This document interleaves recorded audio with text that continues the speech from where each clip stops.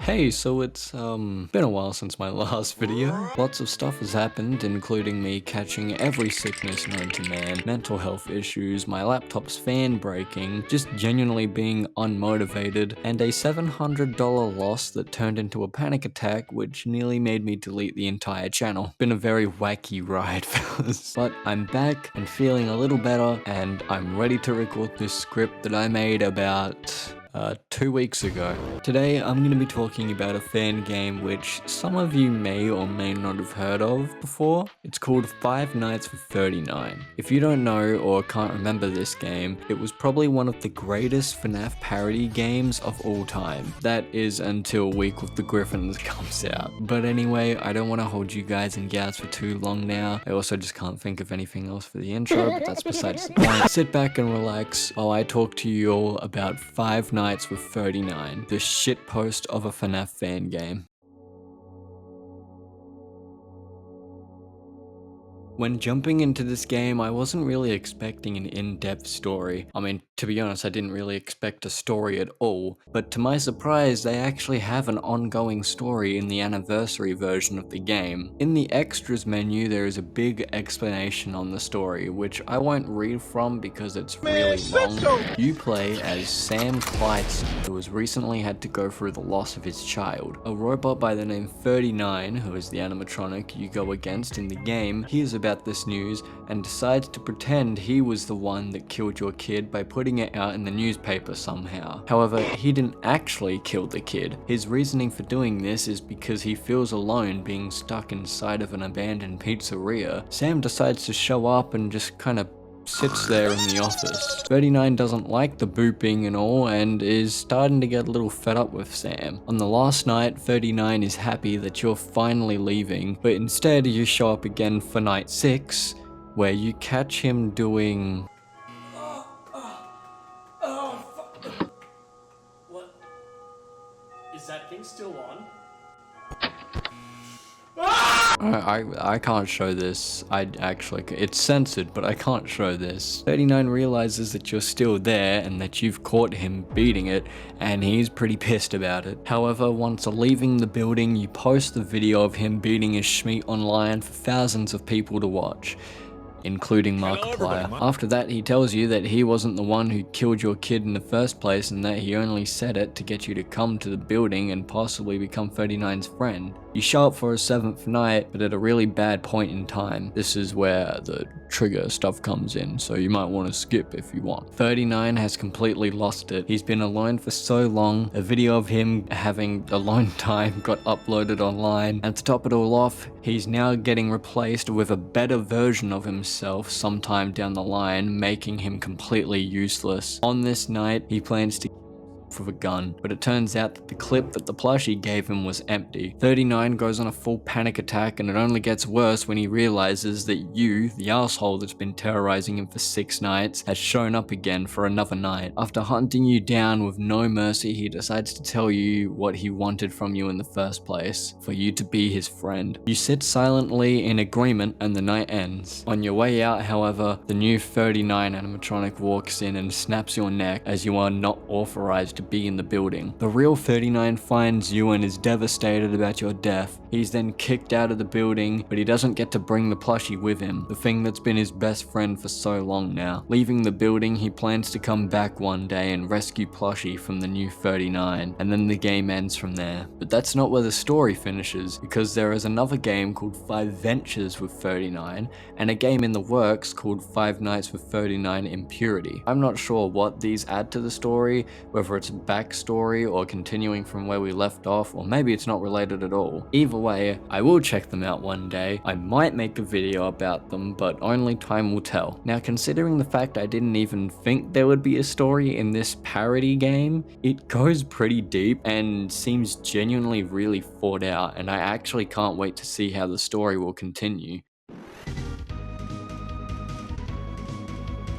Most of the time, I love the gameplay sections of each game I cover, mainly because I can go more in depth with the gameplay than I can when I talk about a story. But this time it's the opposite. The story is really well made and great. The gameplay is very easy and boring. So there are three main threats in the game: 39, Plushie, and the power. Although the only thing 39 does is tamper with the power, so it may as well be 2. 39 will show up in your room every now and then and drain your power. To get him out, you just simply click his nose. Very basic. Sometimes he can also show up on this camera here, and if he does, he'll drain the power again. To get him out of here, all you do is press a button which plays a dead meme sound and scares him off. It's literally the same mechanic as the other one. Well, what about the plushie? Well, he'll randomly roam past the office. If he gets all the way across, he'll kill you. So what you need to do to stop him, and you're not going to believe this one, you click his nose. Now already, the 3 gameplay mechanics that consist in this game are all click button or dead. Now I would say that I wouldn't expect any complex gameplay from this game because of it being more of a shitpost parody game rather than an actual game, but the story is really well crafted and is still ongoing. But if the story is good, then why is the gameplay so lackluster? Some other shitty things about this is the fact that you do not need the camera at all. There is no incentive to use the camera. The only time you need to is if you hear clicking of a keyboard, because that means that 39 is in the power room. Besides that, you don't need to keep track on him because once he gets in your room, it kicks you out of the cameras anyway. You don't need to check the lights either because he'll just come into your room. You can check them and he might be standing there and give you a jump scare, but besides that, the lights are just nothing more than just a gag. Also, with booping, the main gameplay mechanic, sometimes it just doesn't work at all. Sometimes it works instantly, and then other times I have to move my mouse around his nose to find the sweet spot. Another small problem, although not being the biggest problem ever, is this room on the camera here, and the fact that it never works. You can never access this camera ever. Not during the main game, not during night 6 or 7, it's not in the extras, it's not unlockable, it's just a room you can never use.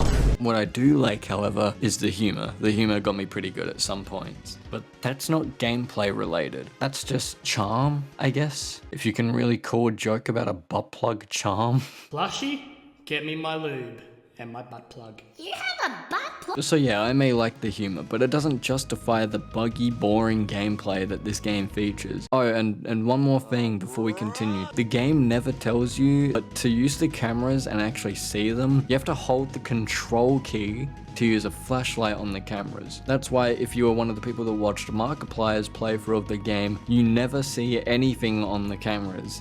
What? I can't see anything on here. Everything is just flashing lights. Why?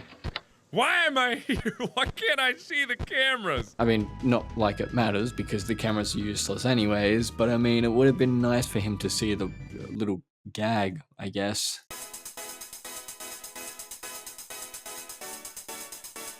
Now you may have noticed that I skipped the visuals section of the video. This is because the game is literally just a recolor of FNaF.